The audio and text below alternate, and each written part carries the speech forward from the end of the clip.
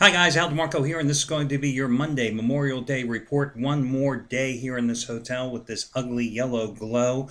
I don't know, I think if I lived on Mercury, this is what I'd look like from the glow from the sun. Anyway, we're moving on here. Last night, of course, San Antonio and Oklahoma City. You know, guys often ask me, well, if you don't have a play on the game, and of course I only had a free pick on the game, who do you cheer for? Well, I always cheer for whoever has the big plays at the site, because I know that's what you, the customers, the gamblers out there, are more likely to be on that particular side for those handicappers that are hot and have the big plays.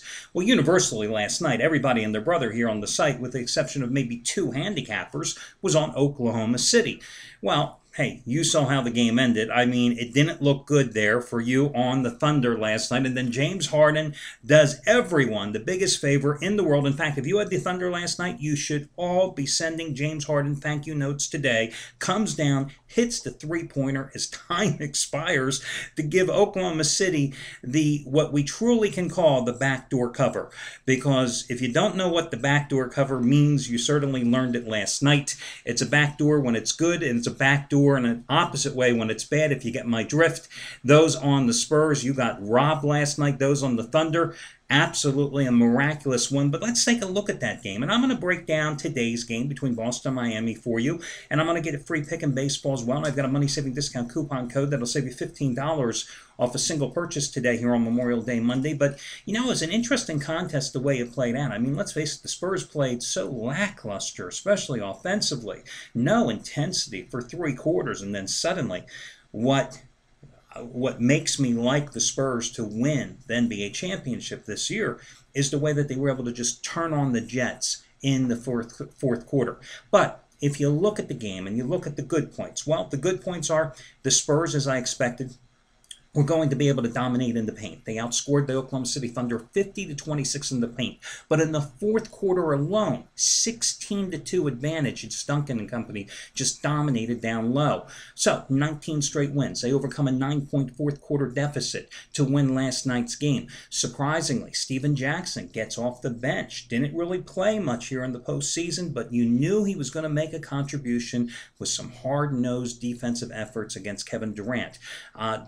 Last night, only two shots in the fourth quarter. If you're the Thunder, you've got to get the ball in your main man's hand. Russell Westbrook last night, only 17 points. I alluded to in yesterday's video report that Westbrook, for once, was going to go against a top-notch point guard in Tony Parker. He wasn't going to beat up an aged Jason Kidd. He wasn't going to beat up an overmatched Ramon Sessions for the Lakers, and it showed last night. And in terms of the bench, hey, look, the Thunder were lucky to get Derek Fisher giving 13 points, a guy who was averaging 6 in the postseason, to give them a lift, because with their two stars having off nights in terms of points produced, they needed points anywhere they can get it against that very deep, versatile San Antonio team that can go 9 or 10 deep. And you see the way Greg Popovich rotates in and out the guys in his lineup. Spurs dominated on the boards, which I thought is going to be key in this series, 50-43 advantage.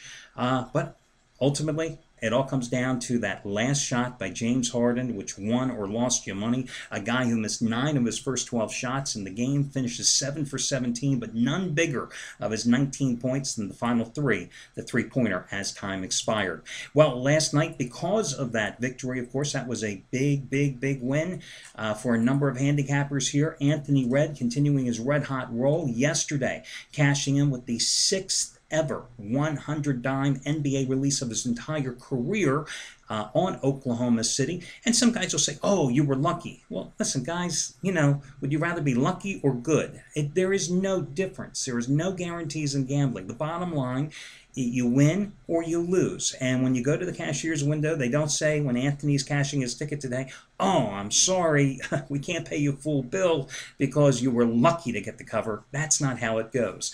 Not only that, it was his 5th consecutive 100-dime winner.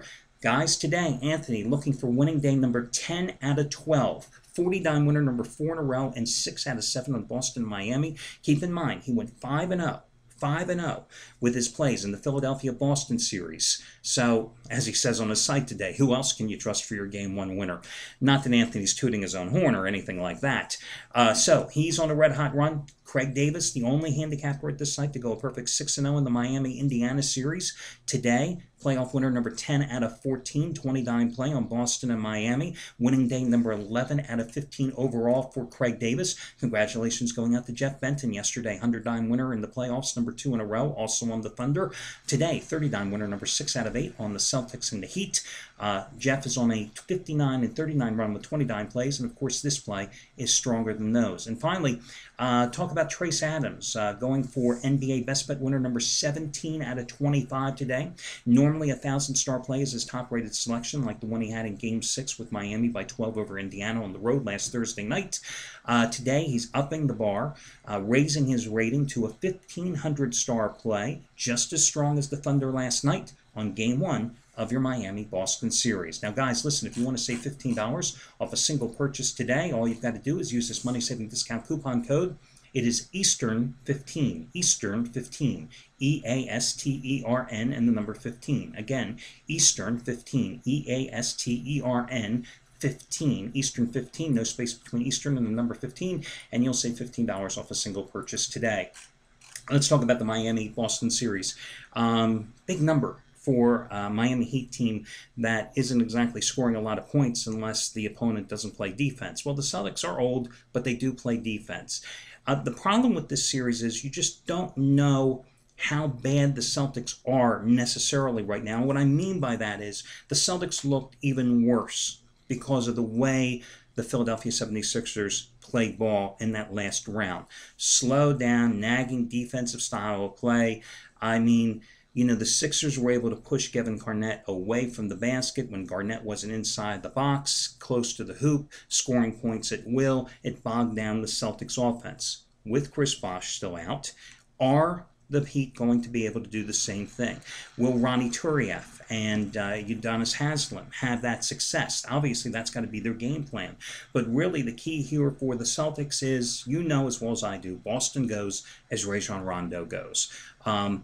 Sixers had a bevy of guards that at least kept Rondo honest, even though he drilled them in all but one game in the series with Drew Holiday and Evan Turner, etc. They and Andre Iguodala at times even, you know, they had some talent back there. What do the Heat have in the backcourt other than Mario Chalmers? You think Shane Battier is going to be able to be put on him? No way. Chalmers, he has the speed, but does he have the defensive ability to put the clamps on Rondo? I don't think so. Key here, will Rondo get involved in the offense early? You saw at times in the Boston series against Philadelphia where Rondo really didn't get into the offensive flow until in the second half, and that really hurt the Celtics in terms of putting points on the board. 8.5-point margin. I think it would be very easy to lean toward taking Miami in this game. This is just a hunch, guys, just a hunch. I kind of like the Celtics. What I like more in this game, however, is a low-scoring defensive battle. I think this one stays under the total. So lean a little toward the Celtics, like the under a little more in this contest. And in baseball tonight, guys, I'm going to go with the LA Angels, who are surprisingly about a 135 favorite. Was 150, 155 overnight, 135, 140 as I do this video report over the Yankees, who I used yesterday as a best bet. Yes, the Yankees have won 5 in a row, averaging 5.6 runs after losing 6 out of 7. But you know, guys, how I love taking Gerald Weaver at home, and why not?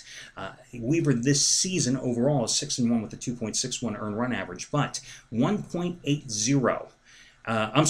I'm sorry, let me just back up here. 4-0 in 4 home starts this season with a 0.83 earned run average. Last year in 15 home starts, he was 8-2 with a 1.84 earned run average, and the Angels won 12 of those 15 starts. So, past 2 years, the Angels are now 16-3 in Weaver's 16-5 in Weaver's home starts. Pretty damn impressive. Weaver comes in here last year, 2 starts against the Yankees, 1.80 earned run average, 19 strikeouts and 15 innings of work. Angels have won 7 of his 10 starts so far this season. Phil Hughes going for the Yankees tonight. He has certainly pitched better here of late, 3-1 in his last 4 starts with a 2.81 earned run average, but this guy's ERA for the season is still 4.94. Angels are playing a little better, averaging a little over 4 runs a game here by winning 6 in a row. Albert Pujols starting to hit the ball last 13 games, 6 homers, 14 ribbies, batting a little over 300, 308 to be exact. So at this price, I've got to go with the Angels. Maybe look for them to win 3-1 tonight. I'll go with the Angels as your free pick in baseball. Good luck, guys, and I'll catch you again tomorrow.